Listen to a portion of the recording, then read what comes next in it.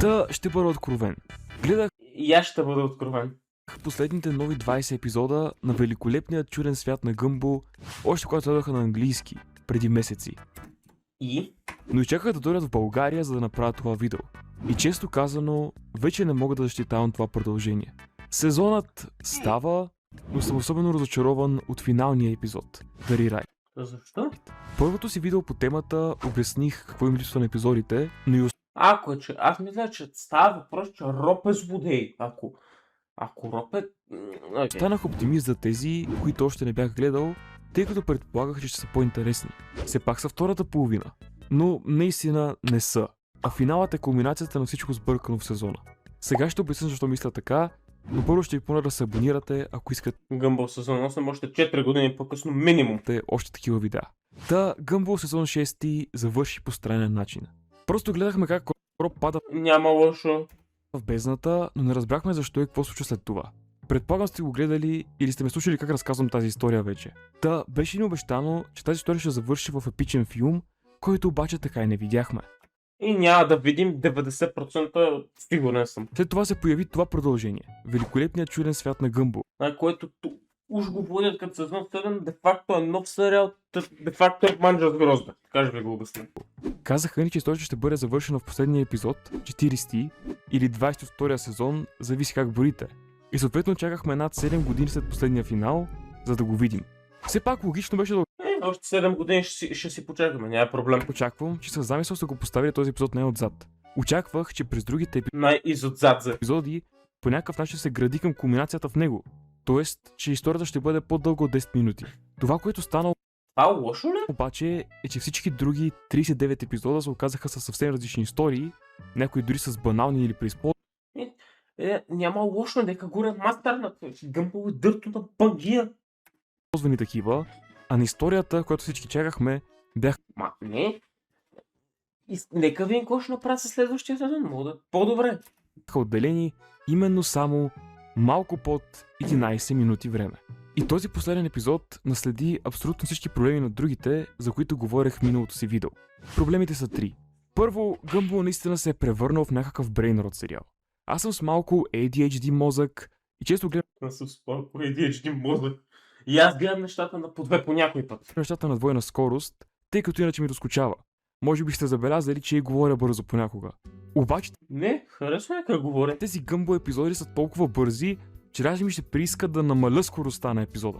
Постоянно се случва нещо и не се оставя зрителя да диша дори за половин секунда, което често казано според мен е проява на лош вкус. Историята на Дари Райт видимо не е била пригодена да се разкаже в толкова кратко време траяне. И всичко беше меко объркващо, като накрая, когато пуснаха финалните надписи, просто се смях и питах, това ли беше всичко? Едно от качествата на добрия сценарист е да знае да не отхапва повече, отколкото може да сдъвче. Друг фундаментален принцип на драматургията е да показваш вместо да казваш, но той също Просто като не е показано и нито е показано, нито е обяснено. Ние тук мога да си вадим теории от газа. те пренебрегва Какво се случва с Гъмбъл? Подявалите? на тук. Дава се контекст за какво се случило след сезон 6, именно че самият ни продавач измъкнал Роб от бездната, но без детайли как точно е станало. Опитаха се за 10 на минути да скълъпят нещо, колкото да отбият номера, въпреки че потенциала на бездната като сюжет е голям. Бездната, между другото, мисля, че може да го завъртат с други Cartoon Network анимации и да стане готино. Епизодът ми се стори по-скоро като оправдание, или даже като анонс, че отлагат кулминацията на историята за още по-натам. Не беше нищо финално. Има някаква логика, тъй като в интервю наскоро Бен Букле е казал, че Гъмбъл филма още не е мъртъв и има шанс да се направи. Той го планира да е много Добре, епичен, не е съвсем мъртъв. но дори още не е от... Аз очаквах този филм, братле. Мислех, че е тотално пътник и филмът е трансформиран в сезон 7 и бях малко объркан какво се случва. Някой в коментарите да ми обясни. Брен. А ще е по-добре тази история да се запази за филм. Обаче това от наша гледна точка като фенове са минимум още едни 3-4 години преди излезе Може и повече. в най-добрия случай. Факт е, че вероятно GTA 6 ще изпревари Абсолютно. завършика на тази история. Другата груба грешка според мен в серията бяха меташегите. Това са шеги за шегите. Метахуморът е хумор с елементи от реалния свят и хората зад сериала. Един вид непряко чупене на четвърта стена. Пример за такава шега, как от студиото отрязват насилието от финалната битка, докато се пише сценария и сменят края му. Йо, мета шегите, между другото, винаги съм ме кефили супер много. Гъмбъл по принцип е един сериал, известен именно с този тип хумор, но в този епизод честно казвам ми дойде множко. Първо, че не това очаквах и второ, че не се вписваше с уж високите залози на сюжета. Опитваме се да набутаме един тон история в 10 минути. Че като опитва да прави такива работи, никога не се получава, никога не завършва добре. Ужасно е. Всяка една шегичка, която губи време, е досадна. Като опитват да набутат много история в твърде малко време, никога не е написана както трябва, защото гайз винаги остава едно за интерпретация, нещо недообяснено. Според мен последният епизод на Гъмбъл трябваше да е 20 минути или някакъв спешъл от 40 минути и да е някаква арка или нещо е такова. Да. Можеха да го измислят. Да, личи се, че са искали този сезон да е прославен за критиката си към реалността и за добрата си анимация. Но когато сте казали, че ще правите лор епизод, искате да стане добър лор епизод, се фокусирайте върху това да разкажете този лор. Сюжетът в случая дори не е лош. След като изгледах обяснението на The Round Table, един от най-добрите YouTube канали за анимация на английски, го разбрах по-добре.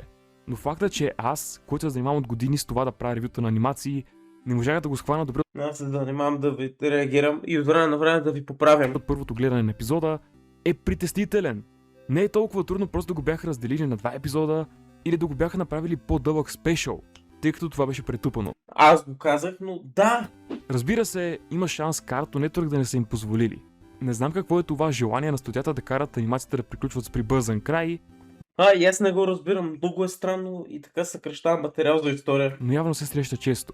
Просто може би, че аз съм по-малко разочарован, ако въобще не бяха Да, в крайна сметка, код такова. Получихме сезон 7, получихме го. Можеше по-добре, можеше и по-зле. говорили за бездната в тези 40 епизода, щом не могат да го направят както трябва. Третият ми проблем е българския дублаж. Ето там е ясно. Това е само за България, това е регионален проблем, но ако не знаех английски, сигурно ще да си мисля, че този сезон не струва. Дори си мисля, че да е по-добре, ако бяха направили AI дублаж. В смисъл, кастинга наистина се е провалил. Говоря, кои гласове не ми харесват в миналото ми видео, но за втори път ви подсещам, че актьорите не са виновни. Просто крайният продукт не струва. Ако По някой път, да, обаче до голяма степен са виновни режисьорите. Те не се инвестигейтват в историята. Те не са в фендама. сега епизодите ви са се сторили добри, това най-вероятно е заради хайпа. Но направете като мен, изчакайте няколко месеца, гледайте ги пак и ще видите за какво говоря. Може би просто този Gumball Revival е пригоден да бъде Gen Alpha версията на Gumball и аз като Gen Z нямам право да коментирам, но е тъпо да гледам как една от любимите ми анимации се променя по такъв начин. Искам само да припомня каква трябваше да е историята на филма за бездната. Филмът започва с най-големия фен на Gumball, който намира диск с изгубен епизод на анимацията. След като се запознава с героите си, те трябва заедно да се справят с предизвикателство, което е на път да заличи света им. Но това с тия човек, това от светкавецата вече край си севенти и такива неща се нагледат. Това вече е безумно. Съжалявам. Това вероятно ще да бъде няколко часов филм с достатъчно време да приключи темата за бездната. Може няколко часов филм да се изкара. Това е абсолютно reasonable. И за това да бъдат направени още колкото искат комедийни епизоди. И според информацията, която имаме, е бил в доста напреднал стадия на развитие преди Discovery да го отменят през 2023. Брат, те Discovery отменят всичко. И вместо него получихме само 10 странни минутки по темата. Ако сте забравили цялата тази история, Discovery, Заслав им еба майката на дула на Discovery. В смисъл, Заслав, братле, трябваше да съм махнал отдавна. направих преди И Тод Хауърд също. и с цялата хронология по темата, можете да погледнете видеята ми от предишните години. През декември 2025 Бен Букле е говорил за новата идея за филм, която имат. Тя пак ще е за бездната, няма да включва външния свят и ще се фокусира върху Роб, семейството му и Това не е лошо, между другото, защото ние за Роб като главен злодей не знаем нищо. Ама буквално нищо. преди историята В смисъл, знаем, че се появява от бездната. И до там. му И май са били в едно училище с Гъмбъл. И не съм сигурен дори дали това е така. и какво всъщност представлява Елмор. Тази идея, както Това е интересно да се разгледа. Това може да се разгледа и в много добър философски смисъл. Ама няма да задълбаваме тук, защото не е моя работа. казах, не е одобрена още. Няма нито скица от нея готова, така че ако въобще ще излиза, бих предположил, че ще е най-рано 2029 година Най-рано. или дори 2300. Може. Като знам колко отчаяващо звучи, но тези прогнози са оптимистични. Като се замислим, че Cartoon Network вече едва съществува, а и този седми сезон трябваше да е готов през 2023, но го видяхме чак през 2025 и то заради допълнително финансиране от Hulu, които са собственост на Disney. Като Пак ти манджата с грозда е станало тук, човек. цяло, Заеби. както с почти всички други анимации в момента, положението е доста депресиращо. Ако И некомфортно, и неносталгично. отново кажа, че са виновни само Discovery, ще стане клиширано. Финалът просто беше зле, това е. Вина имат и сценаристите, и самия Букле вероятно има вина заради липсата на посока на сезона като цяло. Но това е само моето мнение. Ето какво Според мен финала е... става. казахте вие за финала в Discord.